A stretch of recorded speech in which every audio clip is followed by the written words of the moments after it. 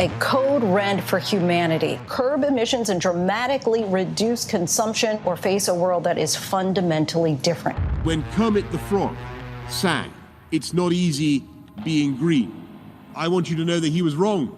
He was wrong. There is no planet B.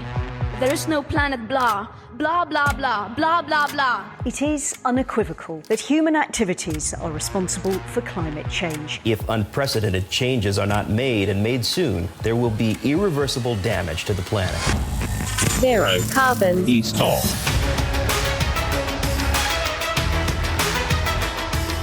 Hello and welcome to Zero Carbon Easter, Series 3, The Sky's the Limit. I'm Ian Collins and this is the UK's #1 green-based podcast. You join us in a week of yet more turbulence for the Johnson government. It seems Partygate simply won't go away, even as the PM legs it to India. The trail of the Volivons has followed him all the way. Our man with his own bag of twiglets and a party popper of environmental joy is the green entrepreneur, Dale Vince. Morning, Dale. Brilliant. Love it. Morning, Ian. It's funny, isn't it, that 2 days ago it looked as if the man with 9 lives had survived again. And then 48 hours later, it's kind of, he's up to his neck in it once more. Yeah, I thought you said the man with 9 lies there.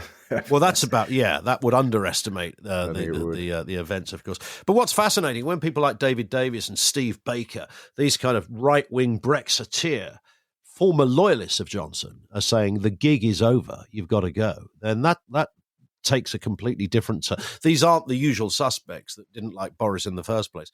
These are the very people that put him in office. Yeah, to do one thing, though, and he's done that for them. So now I think he's dispensable. And, these are the same people that formed the net zero scrutiny group, aren't they? The people that are against net zero policies and wokeness, according to Lord Frost in number 10. Incredible people. So I think if they say Johnson should go, I suddenly find myself in the other camp. It's weird, isn't it? Yeah, it's just you think, hang on a second, who do I believe it? What sort of twisted Twilight Zone game are we playing here? I have no idea who to align with. It's like that. Yeah. Life is like that, but that's fun. It's fun to be adrift sometimes. Yep. Do you remember, Dale, let's start with this. Do you remember, cast your mind right back if you can, do you remember a thing called the European Union? Yeah, I think it was it the Evil Empire? That's the one, that wrecked all of our lives and caused havoc across the world. And things are so good now that we've left, aren't they? Everything's sorted, isn't it? It was like somebody just waved a magic wand and our lives all became super. And everything was suddenly fucked up when it came to trade and the economy and there you go. And all those things, even immigration. Absolutely off the scale compared to it was before. Completely. Interesting directive from the EU. They're urging its citizens to drive less and work from home to reduce reliance on Russian oil and gas. So it's kind of interesting, isn't it? Their motivation isn't necessarily environmental, but the upshot is that it will achieve the same aim. Yeah, and this was around a couple of weeks ago, actually, and it started with the International Energy Agency making the same recommendations, like, knock 1 degree off your thermostat and, work from home 3 days a week is the advice and that kind of stuff. They're talking about the average person in Europe saving, which doesn't include us, obviously, 500 quid a year by taking these steps, turn down aircon, turn down heating, drive less. And it's all good stuff. But as you say, the really frustrating thing is it's only come about because there's a war in Europe. But there's been this bigger war against the climate crisis for some decades now. And you'd think it's brilliant advice. Make your fuel bills smaller, pollute less, and help us get off fossil fuels. Not Russian fossil fuels per se, just fossil fuels. Brilliant advice. Where's it been all our lives? It's interesting, isn't it? Because it's not like you have to... I was having this conversation with somebody in the week about this. It's sort of a no-brainer, isn't it? It's like... I often use the milk bottle example, that we were recycling milk bottles before people even had heard of the word recycling. It would have been unthinkable. And they were delivered in electric vehicles. Yeah, indeed. Absolutely. As me old nan used to say, only a twat would throw out a milk bottle.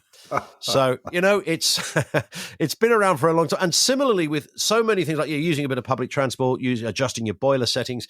It's like all of this is actually in your own interest. It's not, you haven't got to give anything up, really, fundamentally, to create a better planet.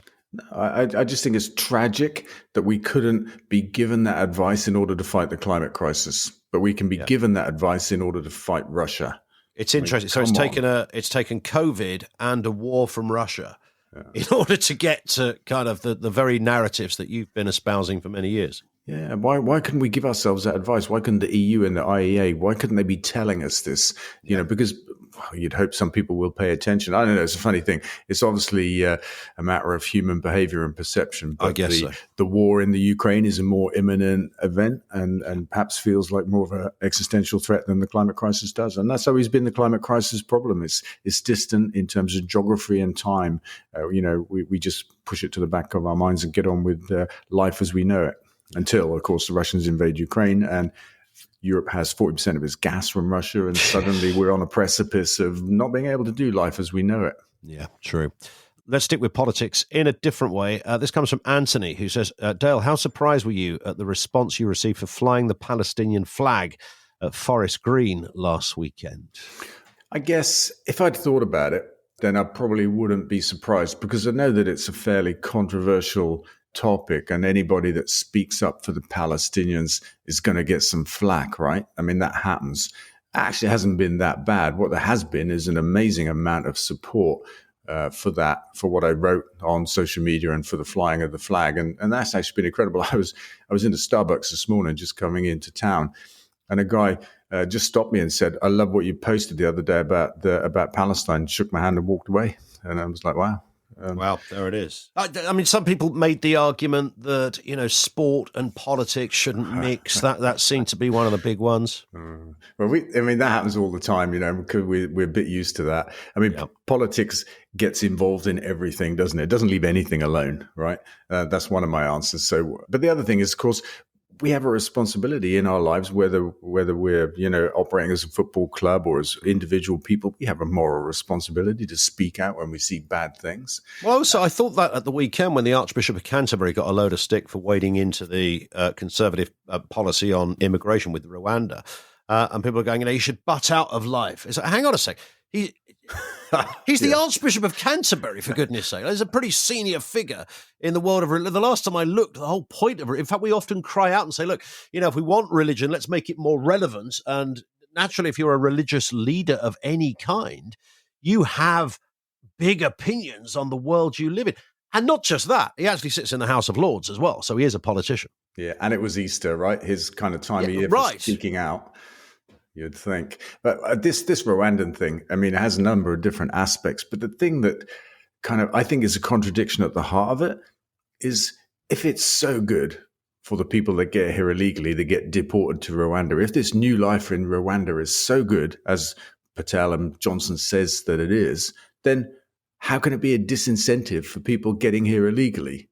Surely that's a very good point. Let's land in Britain and then we're off to Butlins in Rwanda, man. Yeah. And why don't they go there? Well, that would solve a whole bunch of things, wouldn't it? So it doesn't add up. It doesn't add up, does it? It's going to be lovely for them in Rwanda, and therefore they won't come to England, because they know if they do, we're going to send them to Rwanda, which is lovely, by the way. Did we mention that? Fantastic first world country. It's got great roads, infrastructure, education, medical system, and the climate is brilliant. Man, they almost flogged it to me at one point. Crazy. Here's a story that you might actually agree with Boris Johnson on, Dale. He's attacked the prejudice against environmental policies. He's rejected the idea of ditching green levies on household energy bills to tackle the cost of living crisis. Of course, a lot of senior Tories, mentioned Steve Baker again there, are calling on Johnson to drop the green levies that are attached to our energy bills. And Johnson's saying no. Is it a house point for Boris from Dale Vince? Shit, I think it is. He makes. Sorry to put you in that cul-de-sac there. I'm just going away to question my very being now. After this, I'm going to sit in a corner and ponder a few things. But look, he made the right points. These programs help keep bills down. They don't put them up. They've already kept bills down, and they'll keep doing that. And if we take those levies off of energy bills, the Chancellor has to find the money, and we know he's famously tight, right? He won't find the money. So absolutely. Johnson says, let's continue to fund them through energy bills. I do disagree about that. I think they should be funded through general taxation, and we should make Rishi Sunak pay for that, because otherwise it's a regressive measure, and the poorest among us who least can afford energy bills are paying these levies on their energy bills, which doesn't make any sense. Yeah. But apart from that, I agree with him, and the Net Zero Scrotum Group just got it all wrong. Net Zero Scrotum Group, I wonder if they put that on a name badge when they meet. This is from Jane on Facebook. Do you think there's any way to stop Bulb's former boss, now earning $250,000 a year as an advisor to his collapsed company? What did you make of that?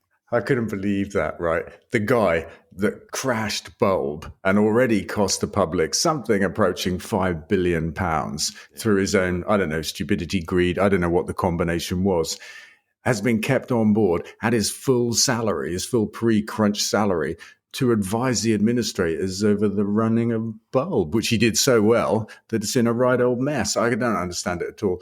I mean, he should have at least taken a haircut pay-wise, because ultimately we're funding this. We're paying this guy a shed load of money for having fucked up. Here's another story. Climate change and agriculture policy halves the insect population, which is something you've been warning about for yonks. Yeah, this was a study from parts of the world most affected already by the climate crisis. And what they're saying is that the combination of that and agricultural policy, which of course is poisonous, absolutely toxic to wildlife, has caused a 49% decline in insect life in those places.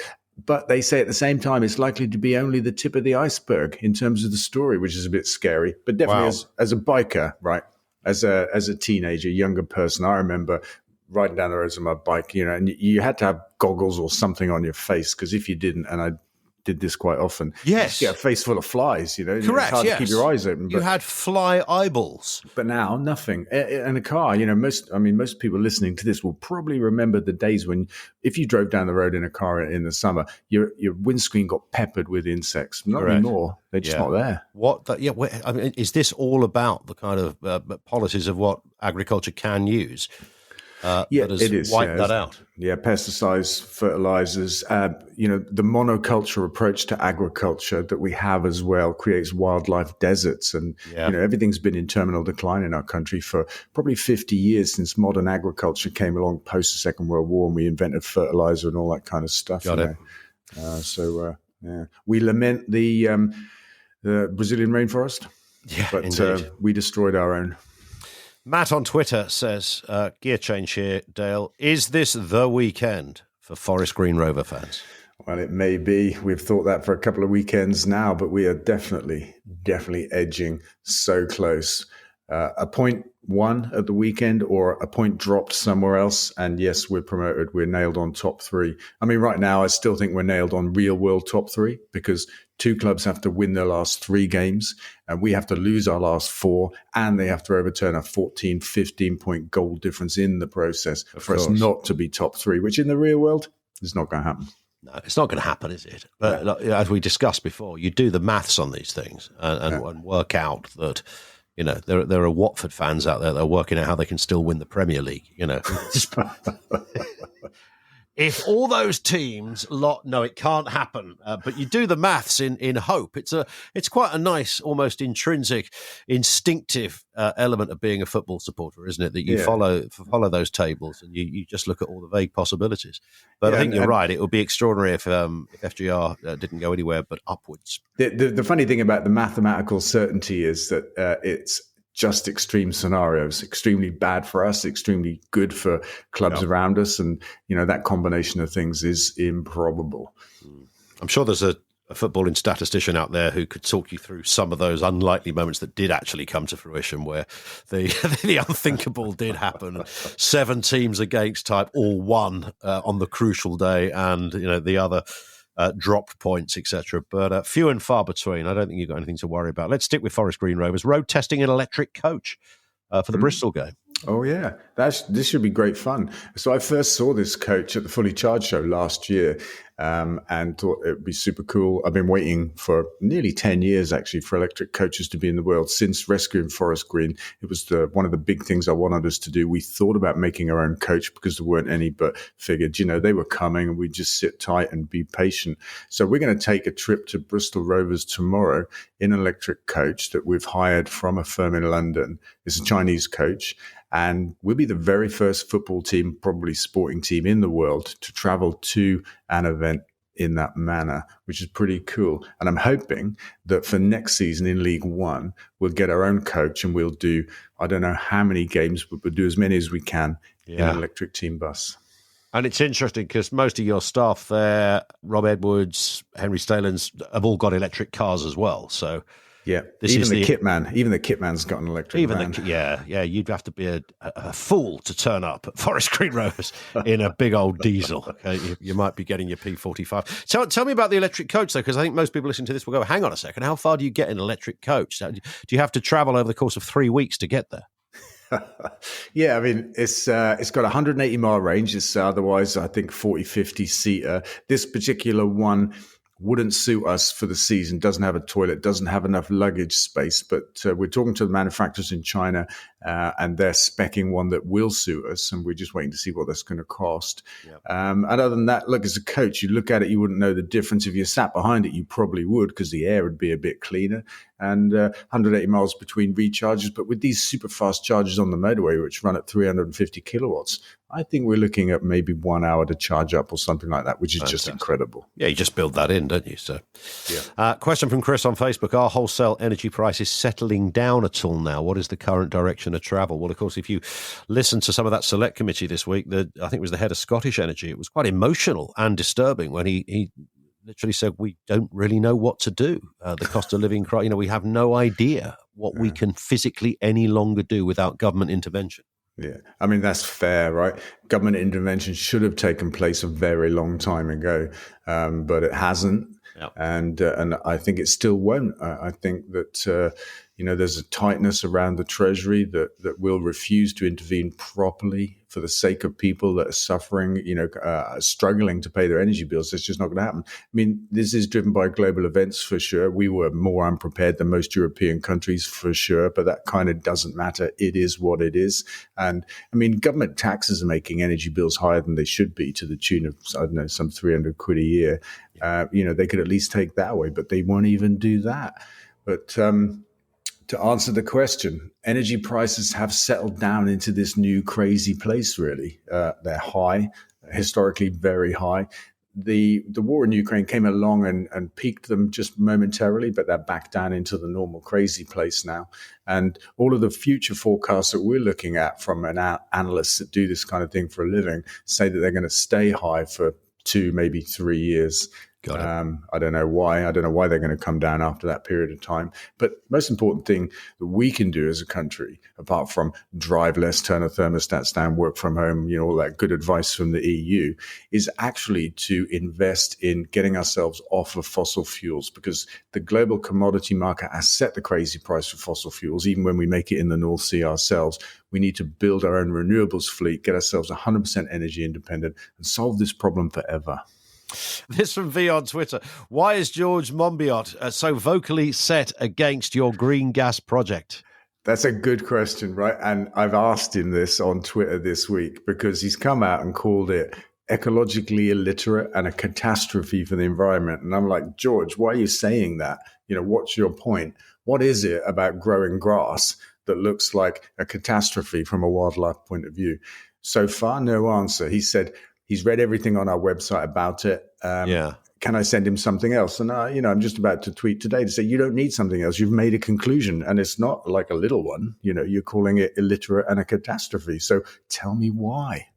Because I think he doesn't understand it. I think it's some knee-jerk thing, from a guy that thinks he knows everything about the environment and just hasn't researched it properly. But you might think, and this always surprises me, and it sometimes comes from the least likely quarters. He would, describe himself as an activist, and the environment is central to all of that, that he would firstly ring you up or something, or at least drop you an email and go, tell us more, Dale. But secondly, you might think he would be aware that if this was coming from you, then there were some sound credentials within it that are worth exploring.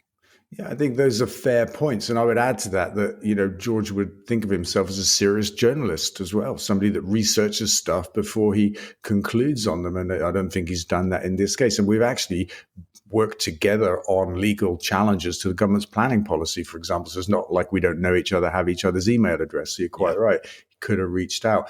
Interestingly, we're about to publish, probably in about 2 weeks' time, a report that we commissioned from Imperial College London that looks into green gas, and the claims that we've made that there's enough grass to power all of Britain's homes from gas made that way in particular, and to look at the economic benefits and any potential wrinkles and stuff like that.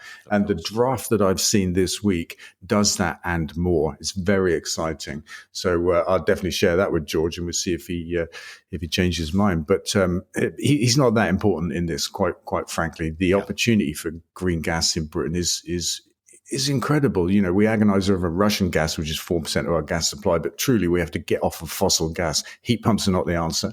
We've commissioned a separate report into heat pumps to back up what we're saying about that as well, because it seems like when we say it, nobody listens. But if we get some serious academics to say it, then maybe we'll get a bit of traction.